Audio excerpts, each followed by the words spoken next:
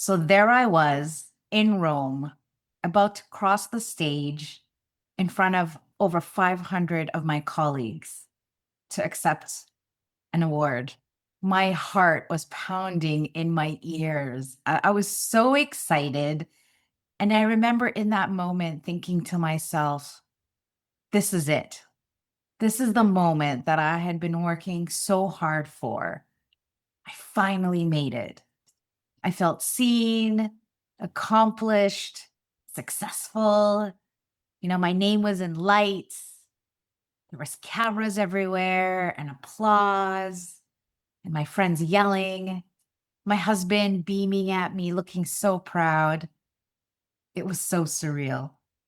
Fast forward a week later, I'm at home, my first day back at work, back to reality, back at my desk. And I remember sitting there for the first time and it hit me like, oh my God, I have to do this all over again. The same race, the same pressure. And instead of feeling excited and motivated like I had been exactly a year from then, all I felt was dread. And then it hit me. This is not the life that I wanted anymore. I had everything that I thought I wanted, and yet it wasn't enough. There was something missing. And this epiphany scared me because I didn't have a plan B.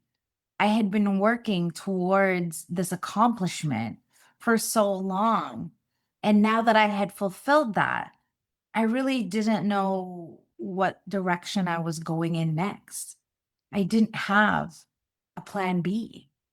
This had always been the plan. But no one tells you that you can spend your whole life chasing something. And then when you finally get it, it's actually not what you expected. And the cost, it costs my life, it costs my vitality and my health. I became a very unhealthy workaholic. And you might know this feeling that I'm speaking of, when everything looks right on the outside, but on the inside, something feels off. I had spent the last 20 years working towards this moment, working overtime, giving up time with my family, staying at the office until after the cleaners left. And I told myself it'll be worth it, it'll be worth it. When I get there, I'll feel fulfilled, I'll be happy. And I remember so many nights, my boyfriend, now husband, would just sit in my office with me after hours, just waiting for me to be done so that we could spend time together. But I often chose work instead of him. And my laptop was always open and my phone was always on me.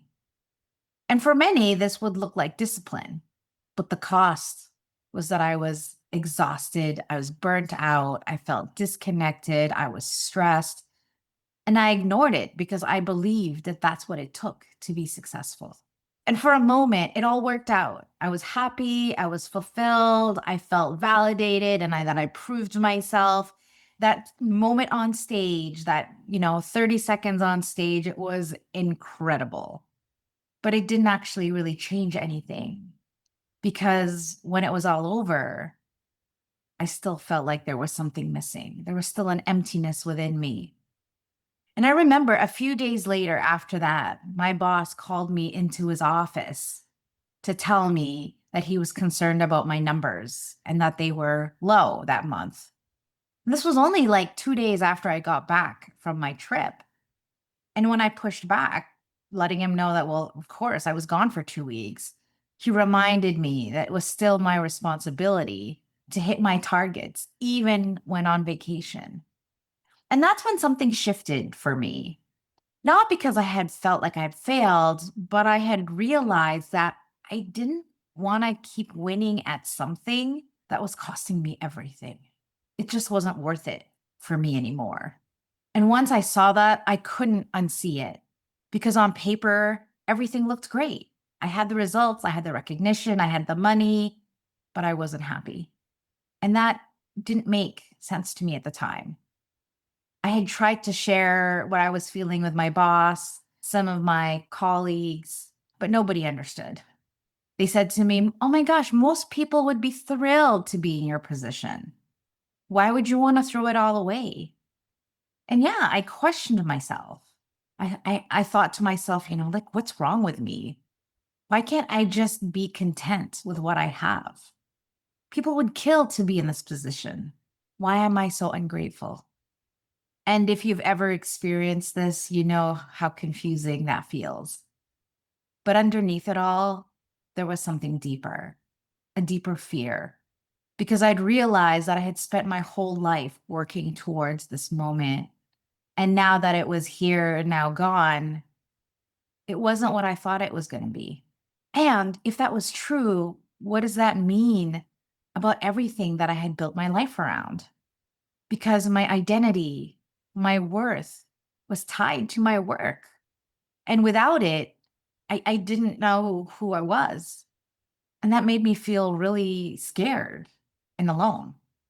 And no matter how much I tried to ignore that feeling, it wouldn't go away. And it got louder and louder. And then I realized this wasn't temporary. This just wasn't burnout.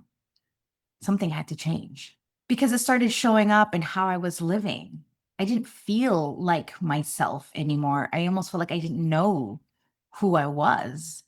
I was constantly pushing, forcing the deals, trying to keep up with this level of success that I had been accustomed to and what was expected of me.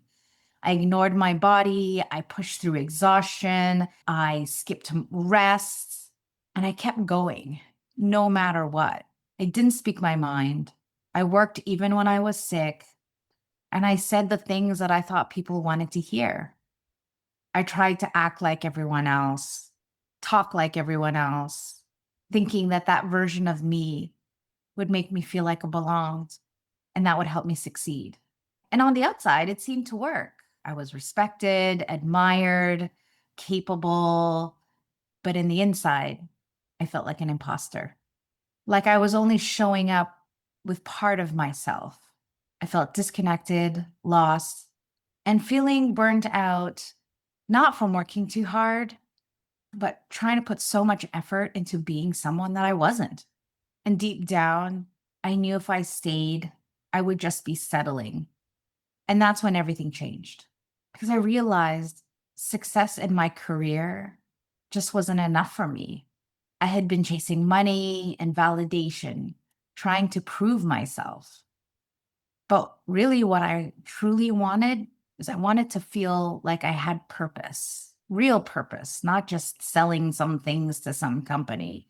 But I was looking for something deeper, a meaning, a connection, a life that felt like mine and nobody else's. So I had to take time to redefine what success looks like for me, not based on money or titles or what others thought I should be doing, but based on how I wanted to live, who I wanted to become, and my values and what mattered to me. And maybe you've felt this too, that quiet feeling that something just isn't right. And maybe it's not quiet, maybe it's really loud. I know for me, it started as quiet. And the more that I ignored it, the more I pushed it down, the louder it got. And maybe you've done the same thing too. Maybe you've ignored it, you've heard it, you've ignored it, you've pushed it down and told yourself to keep going. But what if that feeling isn't something to fix, rather, something to listen to? Because when I finally listened, it wasn't perfect. I quit my job without a plan B, and I gave myself space to figure out what it is I truly wanted. I stopped listening to what others expected of me, and I started to trust my own gut instinct, my own intuition. And I took my life back into my own hands. And I started to train myself to ask better questions like, what actually matters to me? What kind of life do I want? And what would it look like to be fully myself without apology? And slowly things started to get clearer. Not all at once, but enough to take the next step. Because listening to that gut feeling doesn't mean you're going to have all the answers. It just means that you're going to stop ignoring what's there, what's being whispered to you, and trusting what you already know. And sometimes that moment when you start to question yourself and everything is the moment you start coming back to yourself.